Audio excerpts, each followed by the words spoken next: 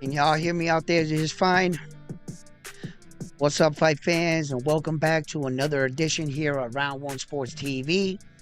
I am your host, Edwin. I'm going to let a couple people just join us, and we're going to be kicking off the episode. Uh, this episode right here. What's up? All right, how you doing, my man? You're always in the building. Thank you for tuning in. Can you hear me? Everything's sounds good. I even lowered it a little, see if I can get a little bit of the crackling because I'm trying to get it like even, and unfortunately, uh, it doesn't sound the same way over the headphones. So we're gonna be kicking off this card, and we're gonna be talking about a real interesting topic, and I really want to hear your feedback on this topic as I break it down. And we'll be talking about later on in the video about some more fights. But I quickly want to touch upon Jarmell Charlo and the Jarmell Charlo situation. Sounds good. Everything clear? Thank you. This Jarmell Charlo situation. All right, can you help me out with this one right here? I'm about to play you some audio footage of a phone call from Jarmell Charlo calling in on this YouTuber, right? Um, Alan Ross, and the ironic thing is that he calls his show, right? And he tells the kid, the young man, right, that um he needs to pay him for an interview. I was like, hold on. The kid didn't call him, he called him and then demanded money for an interview that he called in himself. And I was like, what? Right? Okay. As weird as it sounds, as the interview starts, you can start to hear that Jarmell Charlo is starting to say some things and his words are starting to slur, right? Okay. I want you to listen to the interview and this tell me what you think.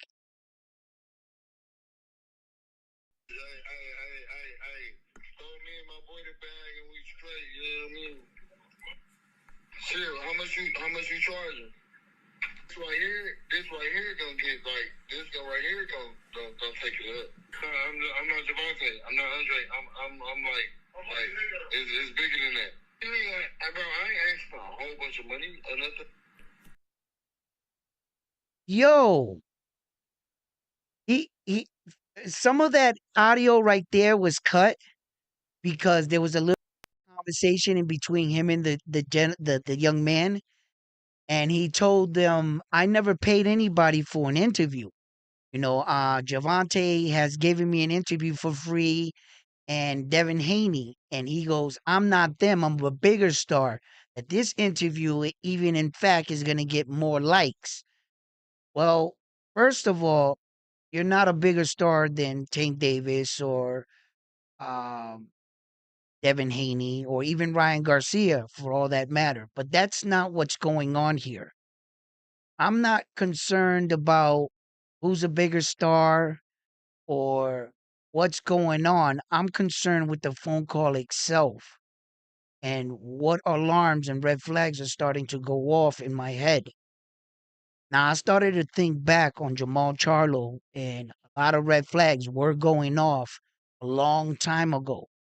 And, I kind of ignored him a little bit. I remember the time, if you remember this, his girlfriend got on social media and said that he's all done. His career is over. He'll never fight again. You guys remember that incident? Yeah. That kind of got swept under the carpet. And all of a sudden, his inactivity and then his moving out of your home city. Now, if you got to leave the place where you're from, why typically do you got to leave? The shit's gotten out of hand. But in which way? He's a professional boxer, right? Okay. Now, either indirectly or Drugs and alcohol has been around me the majority of my life. Okay. Whether it be a family member, the guy next door, the mailman, a teacher, mom, dad, brother, myself, anyone in any shape or form, drugs have been around and plagued my community, my city for a long time. Now, where I'm from in Massachusetts, the drug of choice out there was opioids, and for a long time, I've seen a lot of families and family members struggle with addiction, and I've seen this firsthand. See, and I know that a lot of what has to do with addiction has to do with the way you perceive something or the way you abuse it. Addiction can be many, many different things. You can have an eating disorder addiction, you can have a gambling addiction, you can have all kinds of addictions, but they're all the same. The one thing that all addicts have in common is that they feel they can't do without whatever that thing is. And most addicts get it confused because they don't know what they're fighting. When you're addicted to something, it's good to find out what you're fighting against. Whatever drug it is, alcohol, gambling, you have to learn your enemy and know what you're up against. Because time and time again, you will fall victim to its pitfalls. You know, going into detoxes for 7 days and thinking that that's going to cure your life. And they have detox programs set for 30 days. They're saying all it takes is 30 days because it's a 30-day program. No. The only reason why programs are set for 30 days because that's all your insurance pays for is 30 days, right? Had your insurance paid for longer, you would have a longer stay. So, drug addiction and trying to break the cycle is not a 30-day cycle.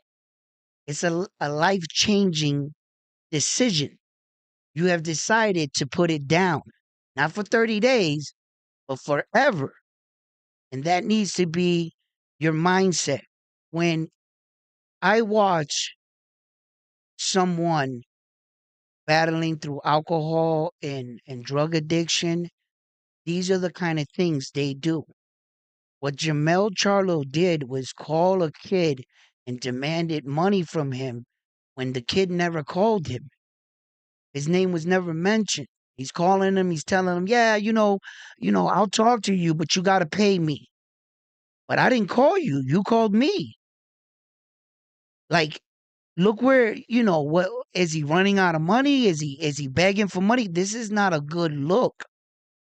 But forget about the look because all can be corrected and all can be forgiven.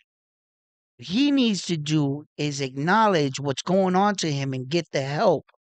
And if his twin brother loves his brother just that much, no matter what he says, he needs to get on his ass and get out there wherever his brother is and hijack him. You can ask him if you're willing to go, but in the back of your mind, the answer is going to be the same. You're leaving here today. You need to kidnap him, rope him up, tie him down, and take him to get help. Because if you can nip this at the bud right now, rather than this going on, as I can see that this has been going on for quite some time. Taken in fact, the 2 years he's been gone, and since all the smoke has been coming from his camp for about a year leading up into that.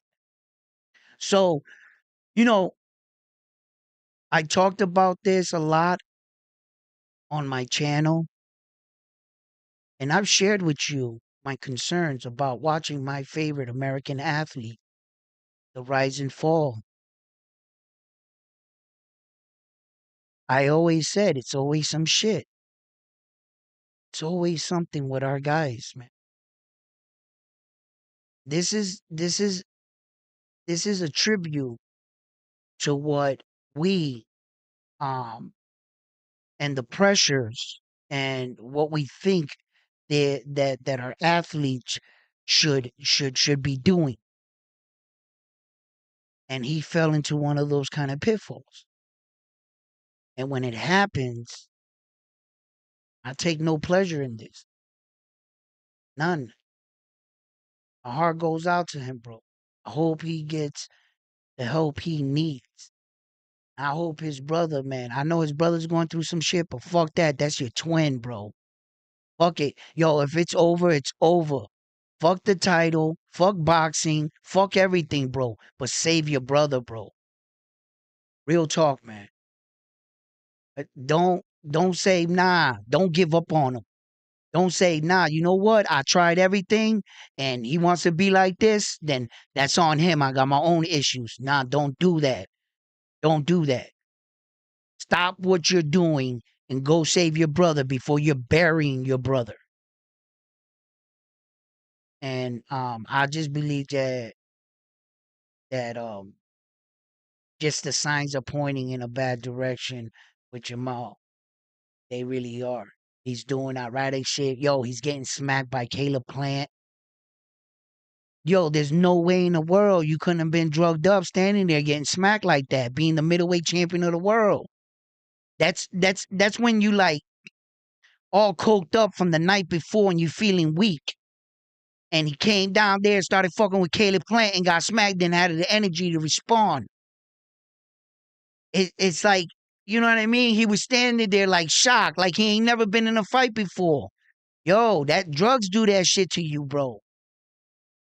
Like all these things that have been going on around him are not coincidence. And people gonna start saying, nah, he ain't on drugs like that. Man, listen. Let me tell you, the other day I was like, yo, Errol Spence was looking kind of funny. But I gotta admit, like, Errol Spence's eyes are always droopy. Always. Since the beginning of that man's careers, his eyes have been like that. So I'm not saying Errol Spence has been on drugs and then he got a drug problem. I'm saying maybe they gave him something on that night for that rib. And since he's not used to drug, it hit him too hard. That's exactly what I'm saying. And that it like rocked him. So he was like fighting that, and you know what I mean? Because they gave him the shot for his rib. And when you're not used to taking drugs, just a little bit of drugs will fuck you up. And I think that that's might have happened to Errol Spence Jr., right? But we've been watching Jarmell Charlo, and if it looks like a duck, walks like a duck, quacks like a duck, my man, it's not a cow. It's a fucking duck. And he, yeah, man. He's over here. His wife was trying to tell us. His girlfriend was trying to tell him he's all done. He'll never fight again. But and then she got silenced, and we was like, why? What would make you say that? All of a sudden, 2 years gone. Yo, and then he comes back. I got to get my mental. And whenever a fighter I notice doesn't want to say he has a problem with drugs or alcohol, what do they all athletes say? They go to the mental health thing. They all do it. And that's a sign too. know, all of a sudden Ryan Garcia said the same thing, and now David Haney's all over Instagram calling him a coke boy. Oh, so it's all starting to come out now?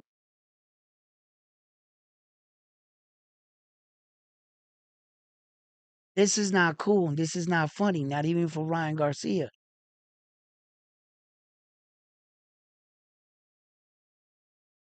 I'm tired of watching this. I'm tired. It seems like I've watched this same story 1,000 times with all my favorite boxers.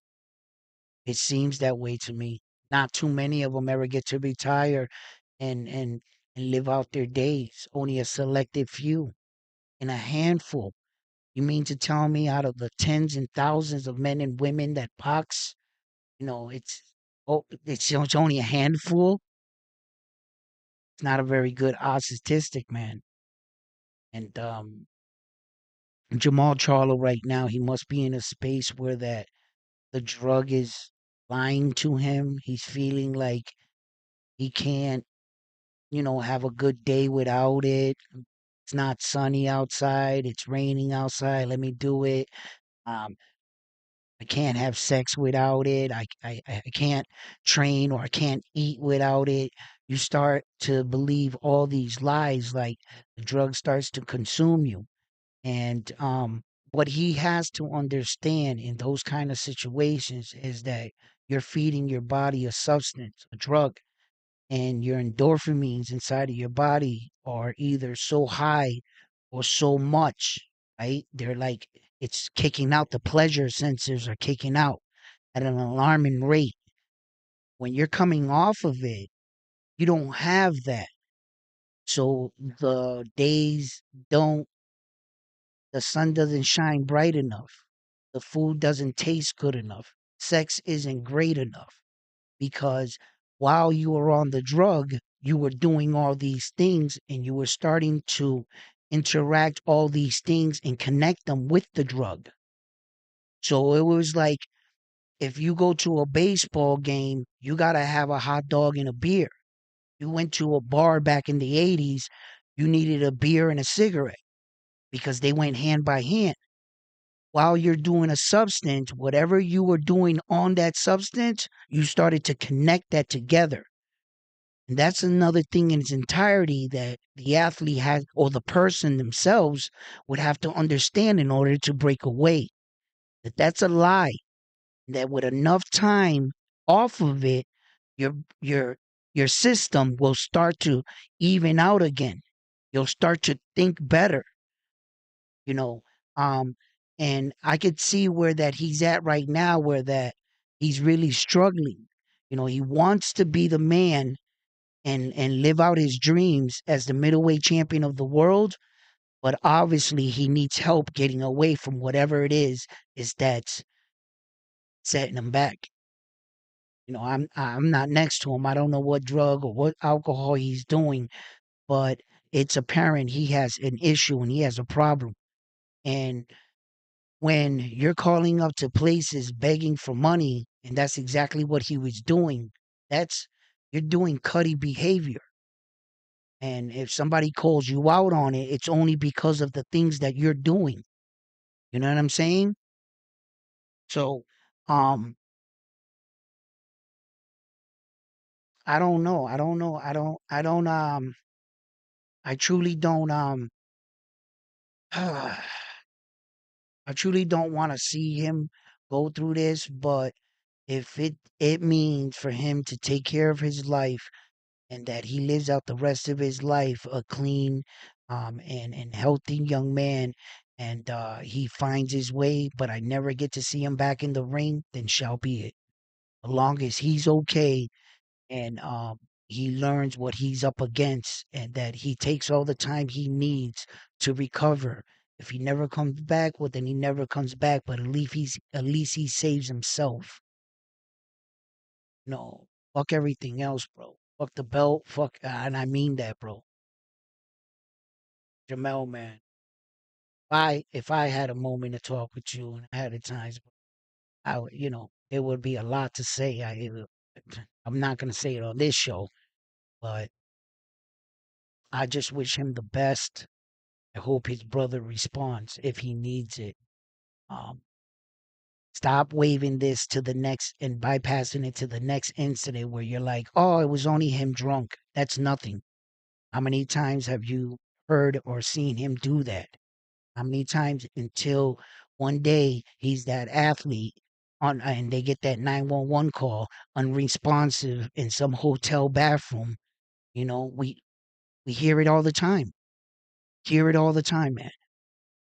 And I don't want to get to that day. So, um, I listen. I wish him the best. May may God, Jesus, whoever it is, enter his life and he do a lot of soul searching, man. Because um, I enjoyed watching him fight, and no matter what, I don't ever want to see a man or a woman get their lives destroyed by drugs and alcohol. I've seen that too many times in my life, and it's not fun to watch. So that's what I have to say about it. So, fight fans, listen. Um, There's a lot of big fights coming up right now. And there's a lot of fight fans that are talking about right now the Josh Taylor and Jack Catterall rematch. I was gonna talk about that, interesting enough, but I wanted to do just something on them. Then I was just like, well, I'll just break down my breakdown and shit. Look, straight up, I believe Jack won the first fight. I'm not sure if you're in agreement with that, but I believe he won the first fight against Josh Taylor.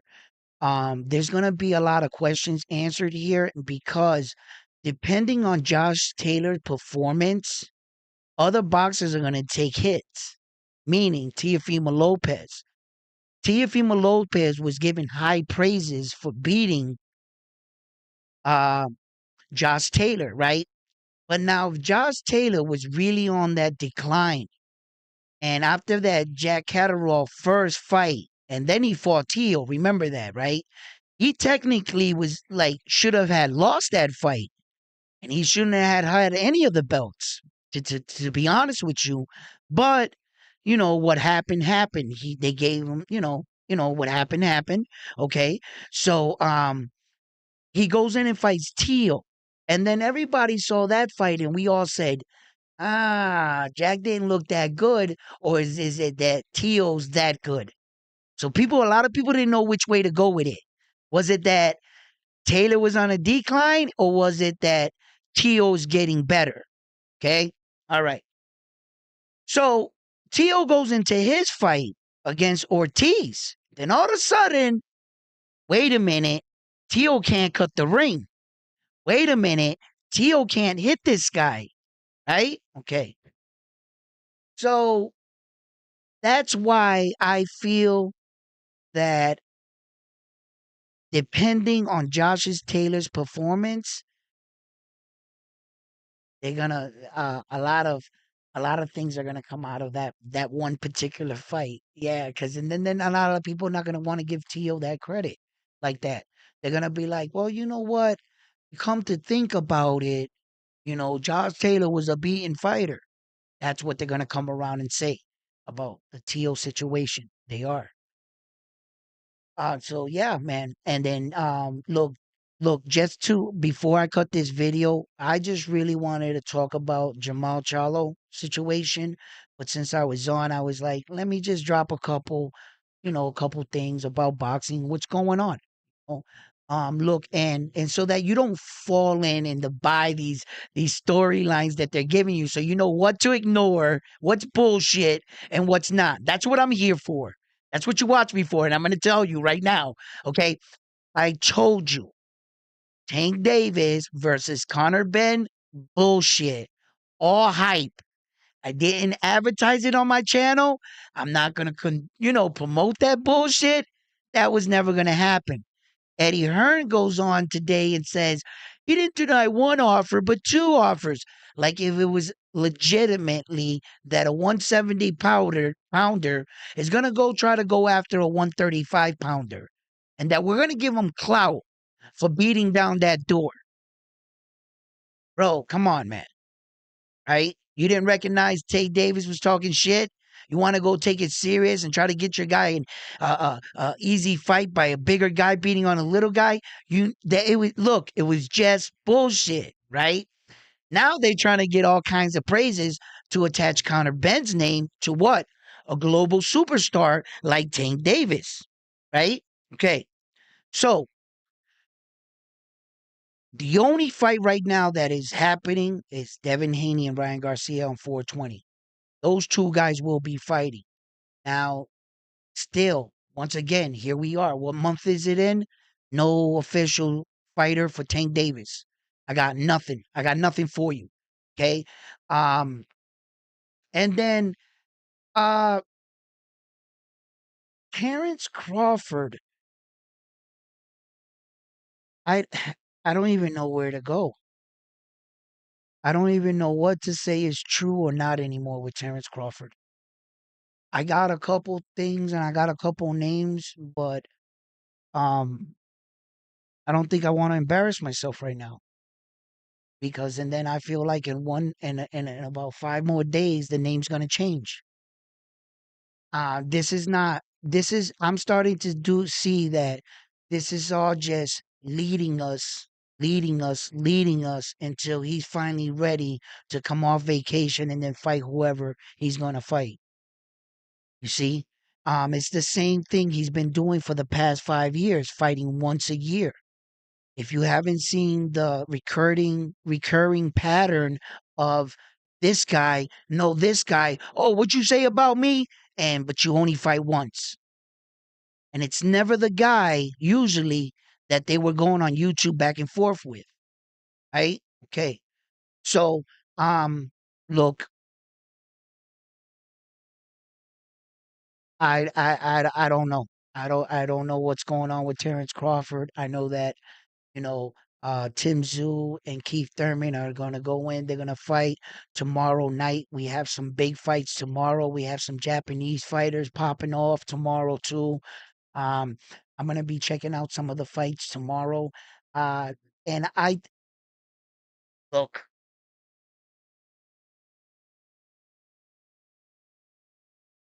I'm critical to Tank Davis, and I'm a little pissed off, and I've been just like holding back right now because I kind of want to snap. There's a few things that I've been hearing through the grapevine, but at the same time, like I'm still giving him the benefit of the doubt. I'm still giving Tank Davis the benefit of the doubt.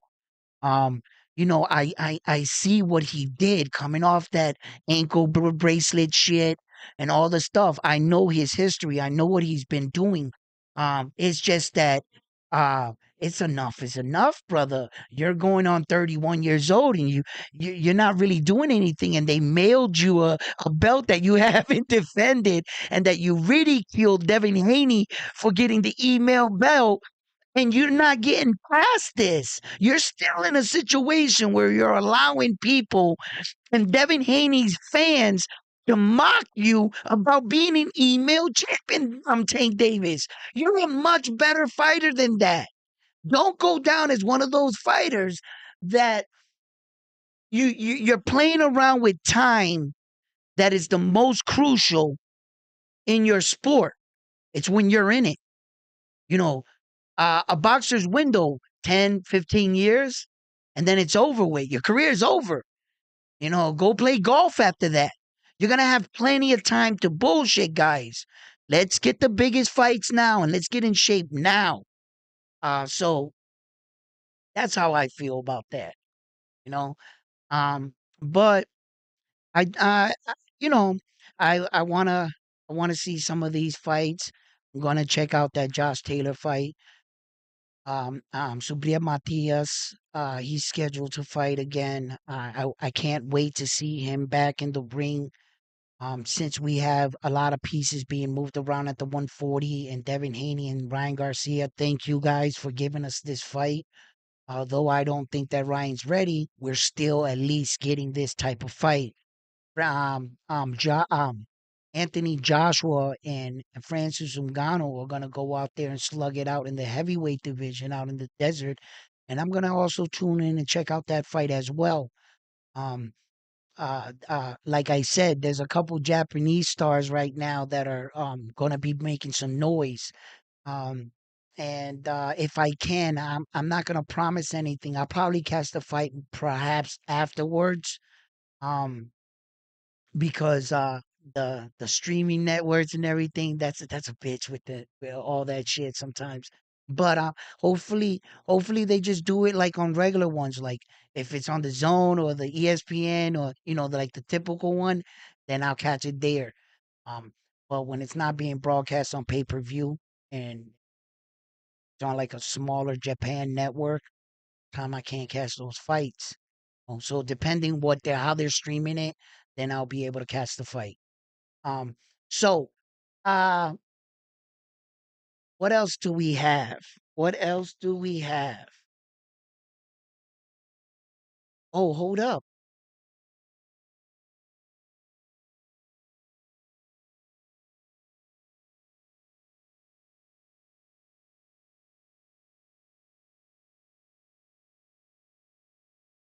Yeah, I felt Ortiz won that fight, brother. Yes, it is the older brother too. Out of the twins, it is the older brother.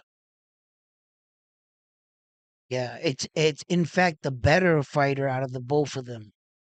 The older brother, to me, out of the two Charlo twins, the older brother is a better fighter than the younger one. The one, the one that fought Saul Canelo Alvarez is the younger one. Yeah, the one that fought Jose Benavidez is the older brother, and he's the one that's going through his situation and his issues right now. And I know that the situation is much more than what it is, right? Okay, because you could see it in his facial structure, right? And I was like saying to myself on the day that he got smacked by Caleb Plant, right? I was in fact saying, "Wow, he must be in shape because he looks pretty skinny." And for so many months out, he must be still in the gym. And then all of a sudden, I'm like, "Oh!" Like, and what would make you do something like that? You being up all night, partying, feeling weak the next day. I done seen that shit. I done seen that shit. And I said to myself, but I didn't recognize it then. But as everything starts to play out, at some point you just can't be blind anymore. It was just wherever there's smoke, there's fire. And it's just too much smoke coming from his side. And then in all his interviews, he looked like he wants to break down. Where's that come from? It comes from drug use, right? Because you're an emotional wreck. Because no one tells you while you're coming off the drugs that all your emotions go up. You're like a woman on her period watching a commercial, crying because there's starving children in the world and it's my fault. I'm like, you getting your period? Like, yo, right? Um, and he's in an interview, and every question he's just like and no one's telling him that that's part of the symptoms without the drug in your body. Little Wayne was going through that too. And then all of a sudden they're in showers, taking showers, crying, "Ugh," and their life is breaking down, but they're not recognizing that that's just temporary. That's your mind and your body playing tricks on you because of the drug is not in your body anymore. Depending on what kind of drug you're taking too, you're also altering your sleeping pattern because you're not sleeping, you're getting knocked out. If you're drinking or taking pills or doing like oxycodone or heroin or something, you're not falling asleep. You're knocking out. There's a difference. So the longer you do that, when you come off of it, now you got to train your body to go back to sleep. There's a lot of things that are gonna come. You think he can drink and do whatever drug he was doing, right? Which, by the way, if you didn't know this, cocaine is the only drug in the I don't know if crystal meth is like this, but cocaine is the only drug in the world that I believe, right? Well, from what I've read, is 100% addictive from the first time you take it, right? They're saying statistic wise, if you take a bump, the odds of you taking another bump is 100%. There hasn't been a person in human history that ever took a bump and was like, not bumped again. That's what they're saying, right? Okay, that's how powerful that shit is, right? Now, there has been people that have been beaten addiction. There's been people that got high at one time and then were scared off and it wasn't for them. Yes, that happens. But did they do it just once? No. So wherever it leads you in your life, how much of your life it takes away from you, I guess that's up to the individual, right? So what what he he's not gonna know. And when a person starts like, you ever see it like your uncle's like high for like 15 years, 20 years or some shit, I don't know, whatever it is, like 12 years. And then maybe one of your uncles or aunts or somebody gets themselves together. Have you ever seen that person when they get themselves together, right? Right? It's like they had to figure out their way there. And it took a long process. And unless you can nip that shit in the bud, he's headed down a very dark road. Look, drugs are so powerful that I've seen women give up their own children. I've seen men sell their own houses. I've seen people give the shoes off of their backs, the shirts off their backs and the shoes off their feet. I've seen them out there barefooted. If something as powerful as that can get you to do that, then why would you fuck with something like that? But it never starts off like that because all you see is the fun, right? In it. But once you're in it, it's hard to know that you're not in it, right? You'll go over there and it's the constant battle of, yo, you need help, right? And then you want to get the family member help, but he leaves his phone at home with all his dealer's numbers on it, right? You're making reservation. You're just complying with them, going off, coming back, picking up your phone. You haven't done anything. There's times where people say, okay, I'm going to get help, but they leave all the drugs that they have in their house in their house. You're going to have to go in their house, clean everything out, and then go get that person help for a long time because they think that if they do drugs for 2 years, that they're going to go inside of a program for 6 months and get out and their problems are solved in 7 days. Hell no. If you walk straight into the woods for 2 years straight, how long do you think you're going to walk to walk back out of the woods? An additional 2 years. Why does everybody think that you can just walk up back? Let's turn around. We'll get back in a week. We've been walking 2 years in this direction, but if we turn around in 7 days, we'll be right back. Get the fuck out of here. It doesn't work that way. And it's just that these are one of the things that I was just like, I'm telling you, if you go back and check out some of my episodes, if you have the time, some of my live streaming, even up to recently, I was just saying this that I am so tired of watching my favorite athletes go through this. And I was saying that this is how our athletes and look at what they're doing to our boxers, man. And some of this had nothing to do with him. He got up there, a kid, you know, he was impressed by the people he was around. And here, drink this, smoke that, sniff this, fuck her, and it swallows some of our young men and women up. And all of a sudden, you see this week on 60 Minutes, the rise and fall of Jarmell Charlo, and they got them all over. And then you see those bad case scenarios where the guy's standing outside fucking 7-Eleven with a sign like this under an overpath, and those bad case scenarios of your athlete, and he's like on the side of the man, and everything that man did for your sport, or the parades he brought to your city. Look how they helped him. Look what they gave him in return. They told him, here, smoke that, sniff this. And look where it ended him up. He couldn't stop. That's, you know what I mean? It's just not. We have to teach our kids a better, man. We have to show our athletes a better way, man. Like, you mean to tell me you trained all these years since you were a kid, 10, 12, 11 years old, all those camps, whether you were in football camps, basketball camps, baseball camps, boxing camps, swimming camps, tennis camps, golf camps, and then you get to the amateurs, you move your way up. You're that kid that's beating everybody. You're the champion, the state's champion, the amateur champion. You turn pro, and you get to the top of your sport, and we lose you to drugs and alcohol?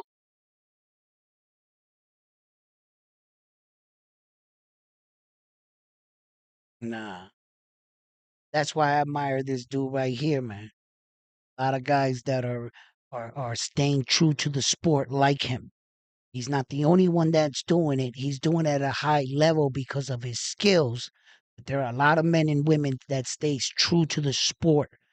Those type of men and women really need to you know Pay attention to the next set of men and women that are coming up. The little girls and boys that are coming up in the gyms, and perhaps, show them a better way. Um, red flags are already starting to rise for me for Keyshawn Davis.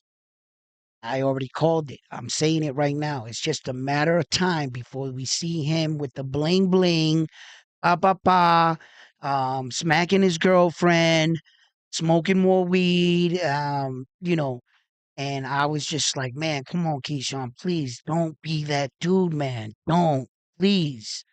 I don't want to turn on the TV or be looking on my phone and see fucking Keyshawn Davis in some handcuffs. Like, man, like I'm just tired of it. I'm just tired of it. So hopefully he gets some help. Let me know what you guys think about the video. That's all I have for you for today. It was going to be a short one. Perhaps later on tonight I'll log in. I'll dig up some fights and we'll talk about some more things. Um, Before everybody got on and started bashing my man, listen, there's nothing to be ashamed in life. Anyone in this world that has never done anything wrong has all the right to criticize you. Anybody else that's ever wanted a second chance in life, needed help when you weren't strong enough to ask for the help, we everyone has their issues and their problems, bro. The only thing is that you ask for the help and you acknowledge it. It's too late. It does, because this is a bad sign. How many years did the fans in the world sit by and watch Whitney Houston and Bobby Brown go through their shit? How many times did she go on an interview saying, I don't do crack. Crack is cheap. You know, the whole world, we knew it. We knew it, but everybody wanted to turn a blind eye till that fateful day that all of a sudden the entire America, she was in some bathtub. That how the one of the most iconic pop stars with she had a voice from the gods, bro. And that's how she ended up. At the end of the day, her story's going to be told at the end of her story. All her achievements and gold platinum selling albums, at the end of the day, she died that way. Listen, Five fans, I love you guys. Pleasure, host Edwin. And like always, I'm on to the next one after this one here at Round One Sports Talk. Peace. Thank you for tuning in. And please, on your way out, can you give me some likes to the video? Thank you.